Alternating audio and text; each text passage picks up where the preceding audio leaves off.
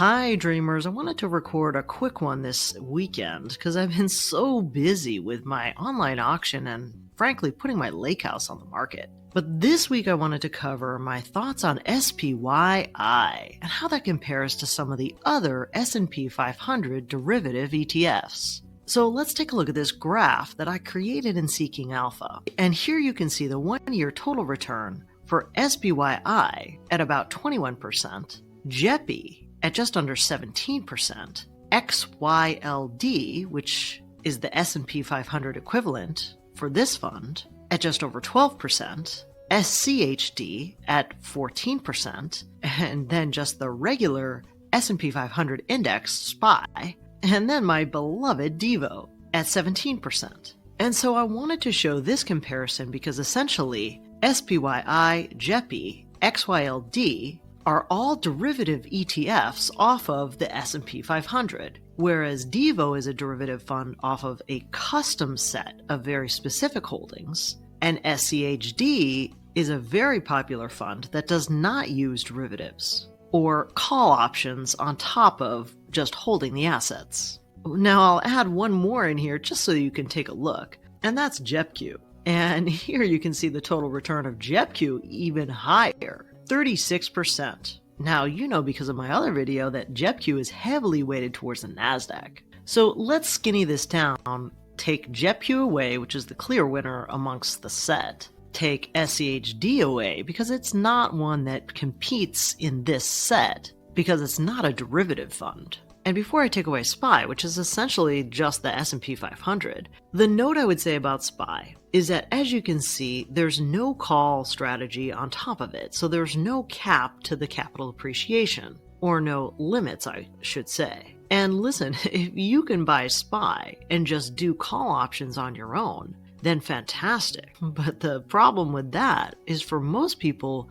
buying 100 shares minimum of something that costs over $500 a share means that you have to have at least $50,000 into that position and then be really good at correctly setting up those option strategies. And for a lot of folks, either time is the constraint or simply keeping your finger on the pulse of the market every single week. So for those who want an alternative option, and especially income generation, this is a specific set that's kind of interesting to take a look at. And amongst this set over the last year, you can see that SPYI has outperformed JEPI, XYLD, and DIVO. And so to understand some of the differences, I'll point you in the direction of this article, also a Seeking Alpha article. One of the first things I wanted to point out is that the fund employs a call option strategy, and it's much more of a traditional call option strategy than what JEPI does with their equity-linked notes.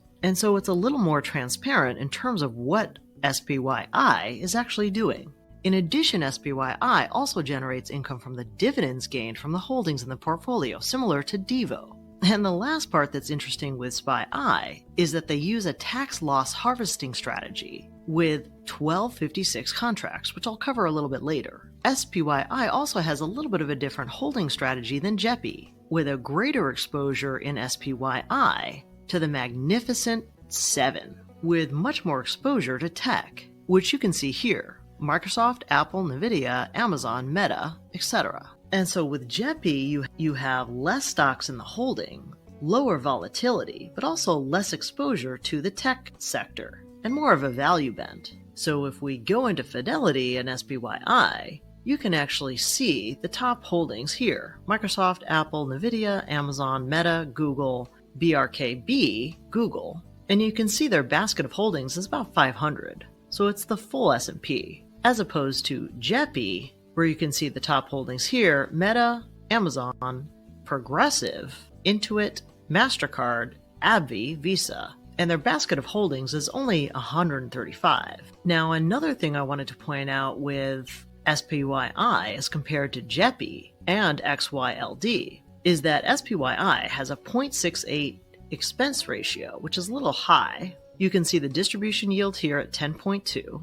But one of the things you can see is that they state that one of their goals is to keep the distribution relatively stable, which they've successfully done over the last few months, as compared to JEPI, which has a lower expense ratio, but also a lower distribution yield. And one of the issues here is just the volatility of the payouts of JEPI. And if we look at XYLD, which you know I'm not a fan of, they have also a pretty high expense ratio, a distribution yield of 9.82, so right in the middle of SPYI and JEPI. But here you can see their distributions actually going down over time, which is not great. And then just to round this out, you can see DIVO at 0.56 in terms of expense ratio, distribution yield of 4.57, a very stable payout record for DIVO, but also the composition is very different, with a lot more blue chip companies here in the holdings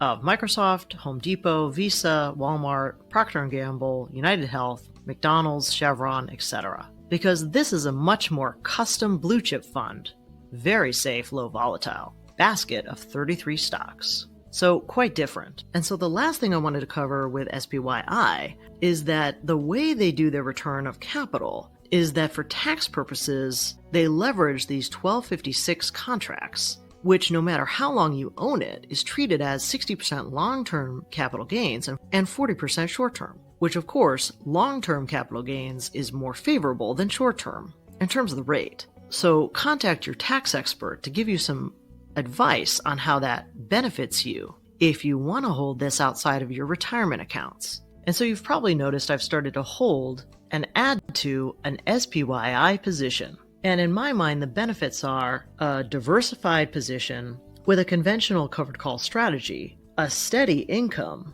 and also they talk about the ability to shift their strategy to include spread if it makes sense with the market. Now, the downsides include a higher expense ratio than JEPI, a lower growth because of the covered call caps, but unlike XYLD, they only do covered calls on about 75 to 90% of the portfolio, which means that they do capture some of the upside in a growing market. However, if the market goes down, it could take longer for SPYI to recover than something like SPY because of the covered call capped strategy. And so I hope that's helpful as you think about complementing the potential of a NASDAQ strategy with something more broad-based around the S&P 500. Let me know what you think in the comments. Well, that's it for today. I hope you enjoyed this dividend income update. And if you want a richer, real-time experience with me, you can always follow me on Instagram or X. And if you're doing your own research using Seeking Alpha, feel free to find the link below to subscribe if you want, no pressure. As always, I encourage you to do your own research, then implement and learn by putting it into practice. And as a reminder, I'm not a financial advisor, so keep in mind these videos are for entertainment and inspiration only. I'll see you on the flip side.